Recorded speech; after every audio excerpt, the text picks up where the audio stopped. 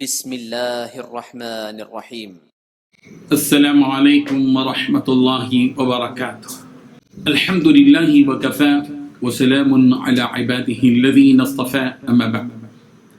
حاضرین و ناظرین، یہ درس نمبر 1150 ہے اور آج سورہ بنی اسرائیل کی آخری دو آیتوں کی تلاوت اور تشریح کی جائے گی، آیت نمبر 110 اور 111۔ چلیے سب سے پہلے ہم ان دو آیتوں کی تلاوت کرتے ہیں، لفظی ترجمے اور ترجمے کے بعد تشریح کرتے ہیں۔ اعوذ باللہ من الشیطان الرجیم، بسم اللہ الرحمن الرحیم۔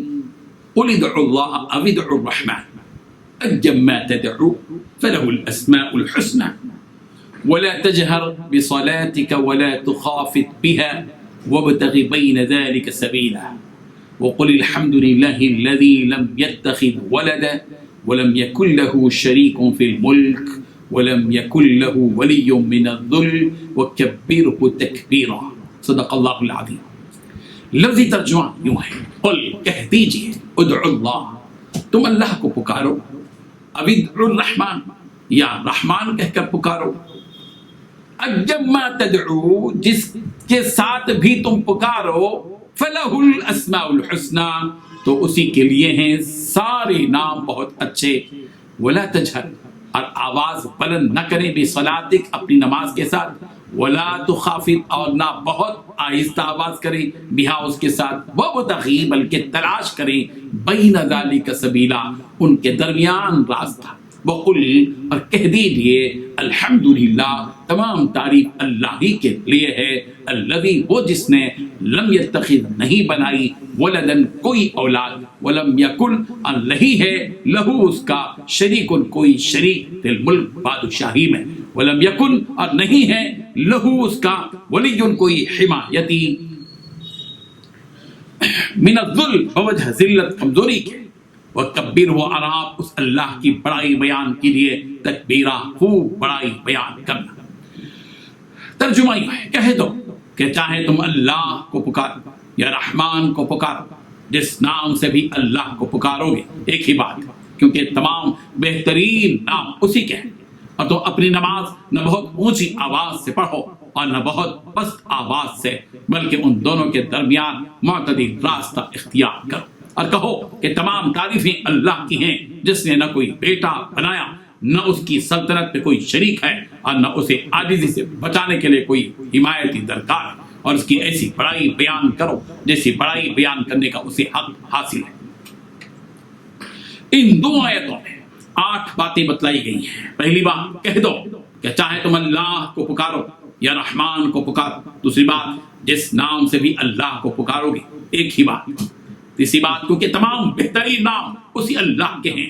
چوتھی بات، تم اپنی نماز نہ بہت اونچی آواز سے پڑھو اور نہ ہی بہت پست آواز سے۔ پانچویں بات، بلکہ ان دونوں کے درمیان معتدل راستہ اختیار کرو۔ چھٹی بات، کہہ دو کہ تمام تعریفیں اللہ ہی کی ہیں، جس نے نہ کوئی بیٹا بنایا، نہ اس کی کوئی سلطنت، نہ کوئی سلطنت میں اس کا کوئی شریک ہے۔ ساتویں بات، نہ اسے عاجزی سے بچانے کے لیے کوئی حمایتی درکار۔ آٹھویں بات، اس کی ایسی بڑائی بیان کرو جیسی بڑائی بیان کرنے کا اسے حق حاصل ہے۔ بزرگان محترم، جب اللہ تبارک و تعالیٰ کے لیے اللہ کے علاوہ رحمان کا لفظ بھی استعمال کیا گیا تو مشرکین کو یہ بات اچنبھی محسوس ہوئی کہ تم کبھی الہ کو اللہ بھی کہتے ہو اور رحمان بھی کہتے ہو، اور تم یہ بھی کہتے ہو کہ اللہ ایک ہے، پھر اللہ اور یہ رحمان، یہ کیا ہے؟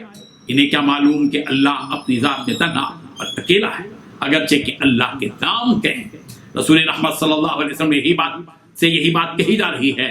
پیغمبر، قل، آپ کہہ دیجئے، ادعو اللہ او ادعو الرحمن، تم اللہ کہہ کر پکارو یا رحمان کہہ کر پکارو، ایما تدعو، جس نام سے بھی پکارو، فلہ الاسماء الحسنى، بس اللہ کے تو اچھے اچھے نام، کوئی فرق نہیں پڑتا کہ تم اللہ کہہ کر پکارو یا رحمان کہہ کر پکارو، چاہے اللہ ہو یا رحمان، دونوں بھی اللہ ہی کی صفاتی نام ہیں، چاہے یہ کہو چاہے وہ کہو۔ یہ تو صرف 2 نام ہیں جن کے ذریعے تم اللہ تعالیٰ کو پکار رہے ہو، جس میں اللہ تعالیٰ کی عظمت ہے، اس کی پاکی ہے۔ یہ بات یاد رکھو کہ ایما تدعو فلہ الاسماء الحسنى، جس نام سے بھی تم پکارو رب ذوالجلال کو، اس کے تو اچھے اچھے نام۔ اسماء الحسنى اس کے اچھے نام ہیں۔ سورہ حشر کی آیت نمبر 24 میں بھی یہ بات بتلائی گئی، لہ الاسماء الحسنى یسبح لہ ما فی السماوات والارض، اس کے لیے اچھے اچھے نام ہیں، اس کی تسبیح بیان کرتے ہیں جو آسمان اور زمین میں ہے۔ جس اچھے نام سے بھی اللہ کو پکارو وہ اچھا ہے۔ حضرت میمون بن مہران کہتے ہیں کہ رسول رحمت صلی اللہ علیہ وسلم وحی کے ابتدائی ایام بسمک اللہم لکھتے تھے، یہاں تک کہ آیت نازل ہوئی انہ من سلیمان وانہ بسم اللہ الرحمن الرحیم۔ جب یہ آیت نازل ہوئی تو پیارے پیغمبر صلی اللہ علیہ وسلم نے بسم اللہ الرحمن الرحیم لکھنا شروع کیا۔ عرب کے مشرکین نے کہا کہ یہ رحیم تو ہم اس کو پہچانتے ہیں، یہ رحمان کیا ہے؟ اللہ تعالیٰ نے اس وقت یہ آیت نازل فرمائی قل ادعوا اللہ او ادعوا الرحمن، کہہ دیجیے کہ اللہ کہہ کر پکارو یا رحمان کہہ کر پکارو، ایما تدعو جس نام سے بھی پکارو فلہ الاسماء الحسنى، اس کے تو اچھے اچھے نام۔ حضرت ضحاک فرماتے ہیں کہ رسول رحمت صلی اللہ علیہ وسلم سے کہا گیا کہ آپ رحمان کا ذکر بہت کم کرتے ہیں، جبکہ یہ نام تو تورات میں بکثرت آیا ہے۔ تو اس وقت یہ آیت نازل ہوئی۔ بخاری، مسلم اور ترمذی وغیرہ میں یہ روایت حضرت ابن عباس رضی اللہ عنہ سے اس آیت یعنی ولا تجہر بصلاتک ولا تخافت بها کے بارے میں فرماتے ہیں کہ یہ آیت اس وقت نازل ہوئی جب رسول رحمت صلی اللہ علیہ وسلم مکے میں چھپے ہوئے تھے، اور مکے کی حالت اس وقت یہ تھی کہ جب بھی مکے والے قرآن مجید سنتے تو قرآن مجید کو بھی گالیاں دیتے، اور جس پر قرآن مجید اترا یعنی پیارے پیغمبر صلی اللہ علیہ وسلم ان کو بھی گالیاں دیتے، اور جو قرآن مجید لے کر آتے جبرائیل امین ان کو بھی گالیاں دیتے تھے۔ اس وقت اللہ تبارک و تعالیٰ نے رسول رحمت صلی اللہ علیہ وسلم کو یہ حکم دیا ولا تجہر بصلاتک ولا تخافت بها وابتغ بین ذلک سبیلا، پیغمبر بہت بلند آواز سے بھی آپ نماز مت پڑھیے اور بہت ہی آہستہ بھی آواز سے نماز مت پڑھیے، بلکہ ان دونوں کے درمیان میں درمیانی راہ اختیار کیجیے۔ کیوں زور سے اس طرح آہستہ سنیں گے تو ظاہر بات ہے کہ صحابہ بھی نہیں سن پائیں گے، اور بہت زور سے پڑھیں گے تو مشرکین سنیں گے اور گالیاں دیں گے۔ اس لیے آپ بالکل زور سے بھی نہ پڑھیں، بالکل آہستہ بھی نہ پڑھیں، اتنی زور سے نہ پڑھیں کہ مشرکین کو سنائی دے، اتنا آہستہ بھی نہ پڑھیں کہ صحابہ نہ سن سکے، اور اس کے درمیانی راہ اختیار کیجیے کہ بہت زور سے بھی نہ ہو بہت آہستہ بھی نہ ہو۔